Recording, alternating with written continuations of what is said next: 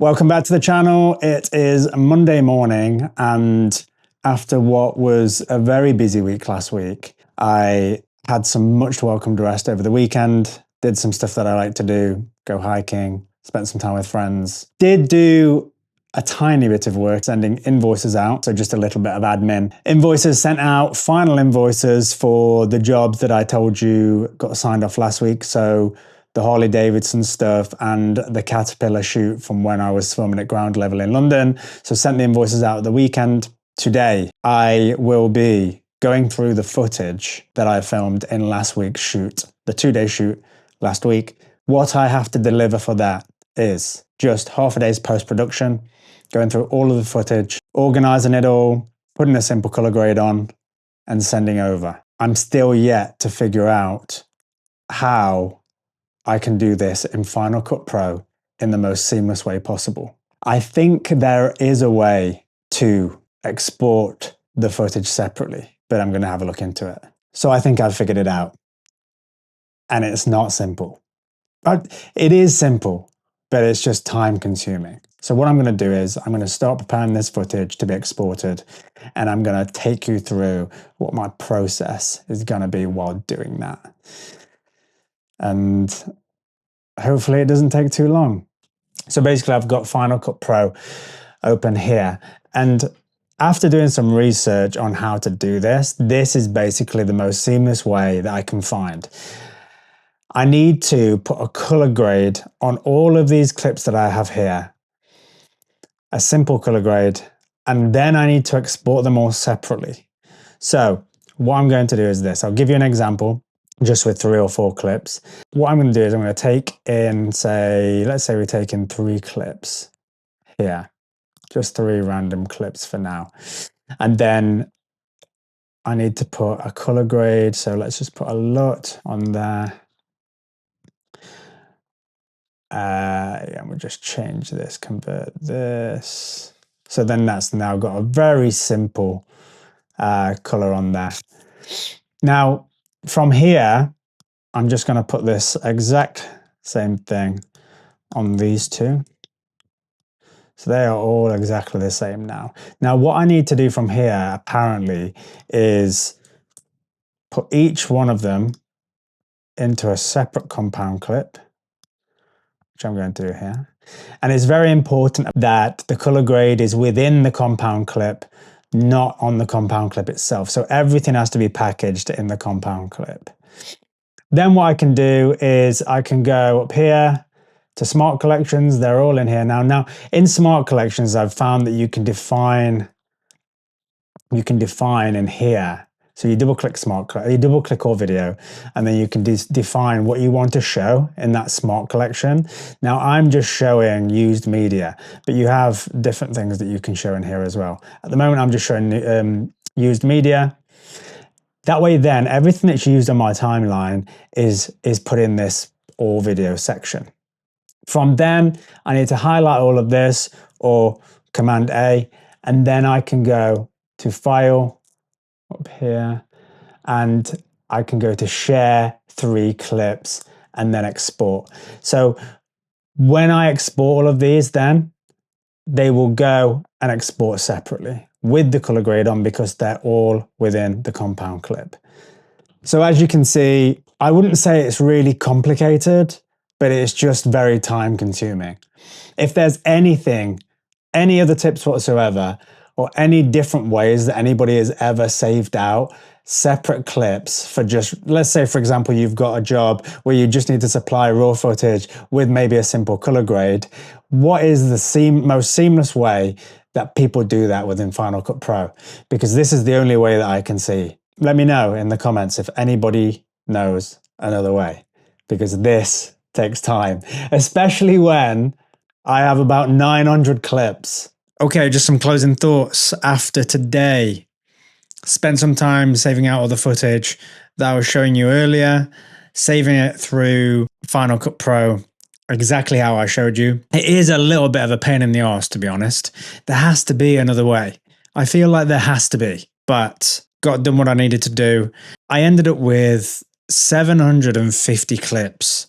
So I had to put 750 clips separately into their own compound clip, which turned out to be a bit of a pain in the arse, but managed to get it done, sent to the client, and yeah, we'll see what he says. But like I said, it's just footage with a simple grade, so all should be good. If anyone's watching this and they know how to do this in a more seamless fashion, please reach out to me and tell me, because there's definitely going to be times where I'm doing another job where I need to save out just footage, put a simple grade on it, and there might be, who knows, 1,000 clips, 2,000 clips. Can you imagine? I'm going to be there for days, so there has to be another way to do this, surely. Good morning, world.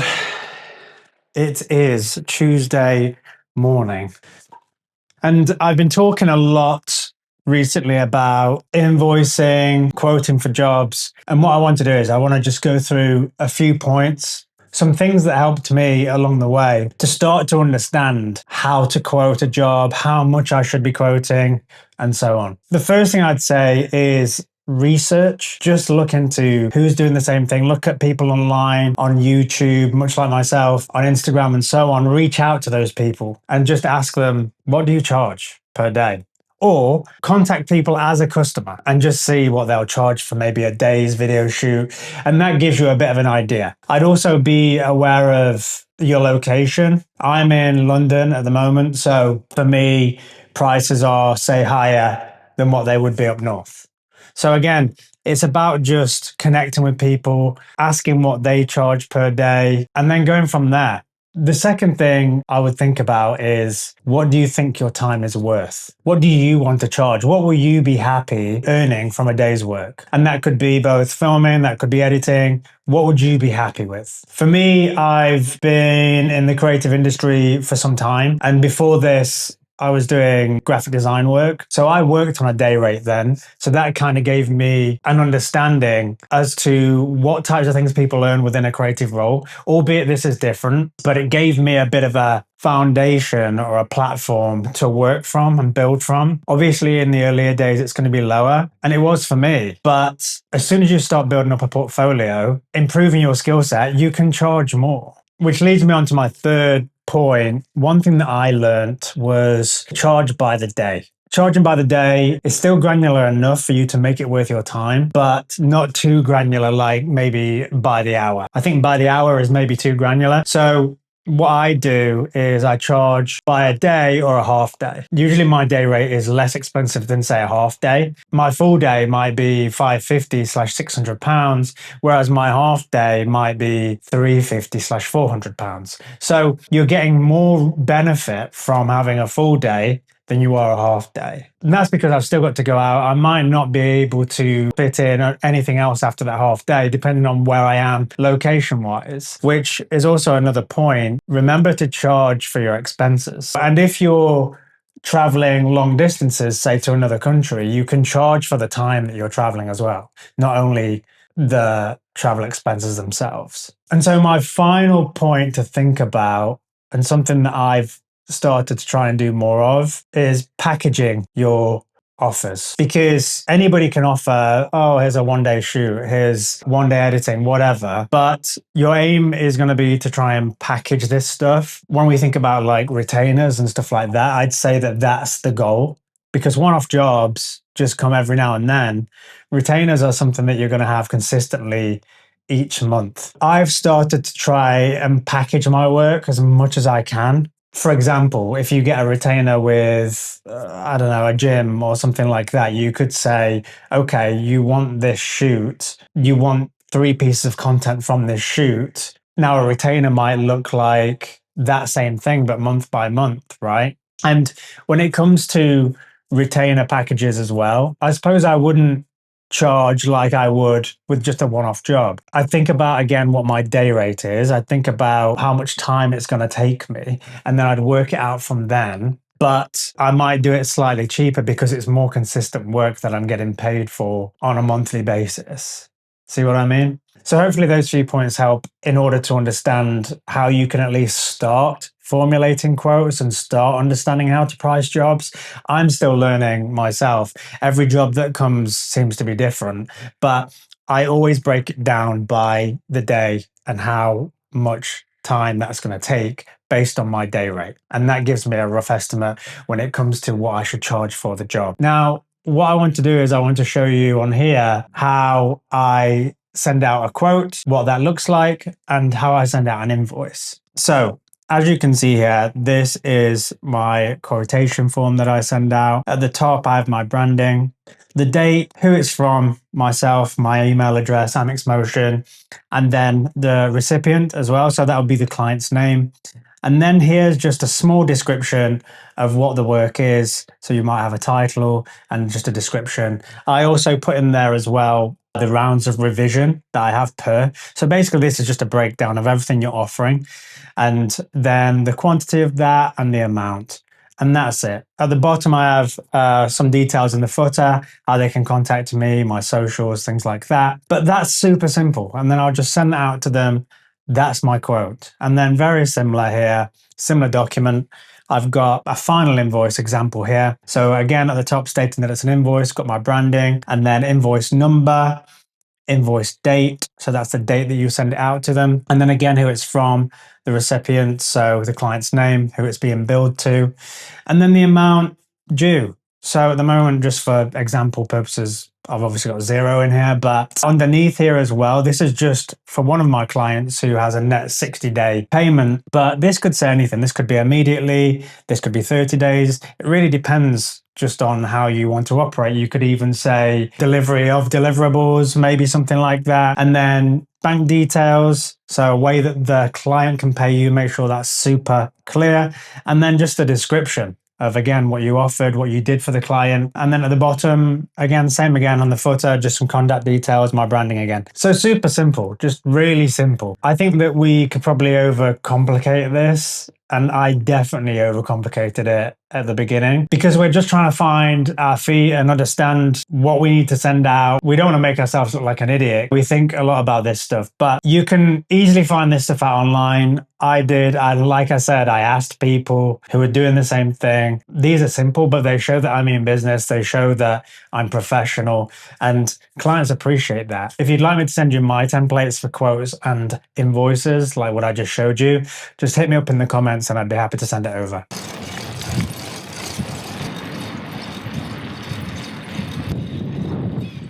So we are just over a week out from the half marathon that I'm running. And yesterday I ran 18K, so my legs are sore today. So just an easy session down the gym this morning, nothing too heavy. Spent some time in the sauna, bit of recovery.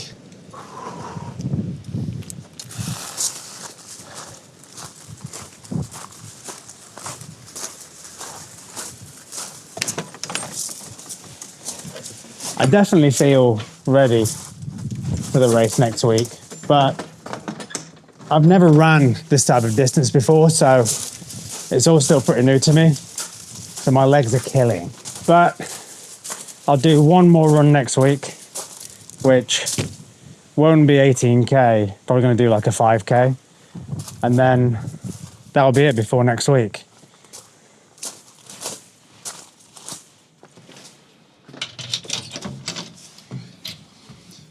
Yesterday, I rounded off the day finishing some work for my mum, actually. She has a business, quite a niche business, in the cremation of pets, obviously when they're dead. So I did some video work with her a few weeks ago, and so I've been editing some of the content on that.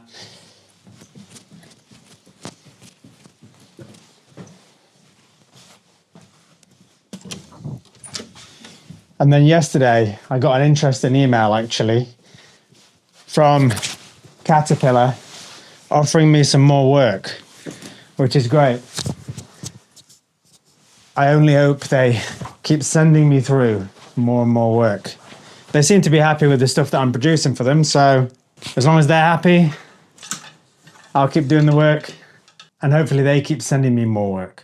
It's all editing work, but I like that because then it gives me flexibility. I can do that from anywhere on my laptop, right? I don't have to be in a certain location. So for me, I love that type of work.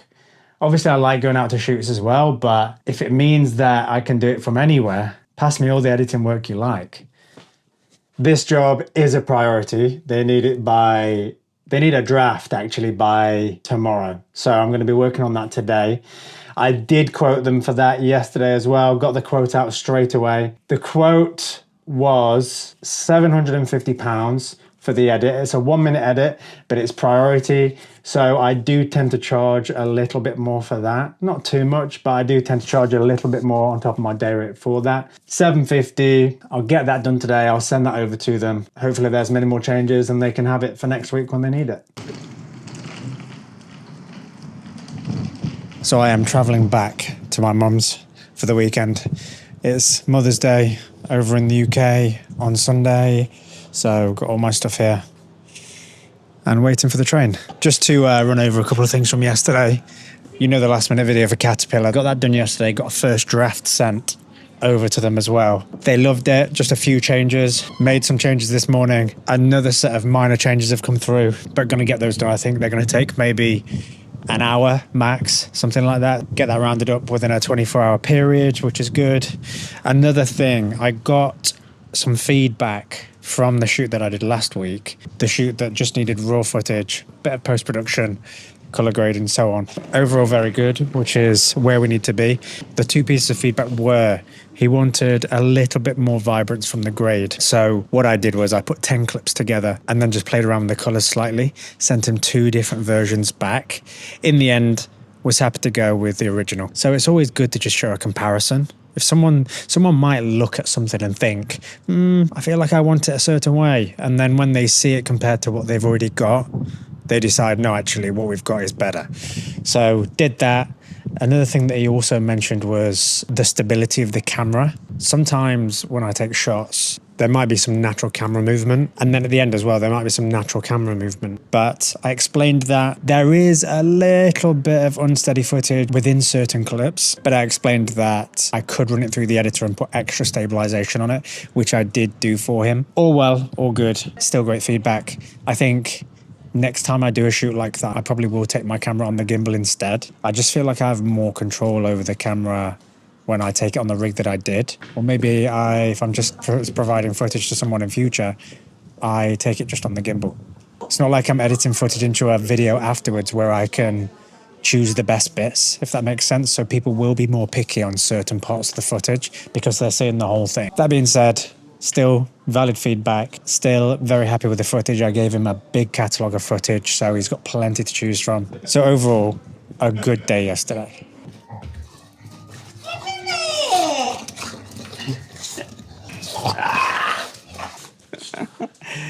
So that is it for this week. Tune in for more next week, or if you can't wait that long, YouTube is suggesting you watch this video right here. I'm Ash. This is Amixmotion.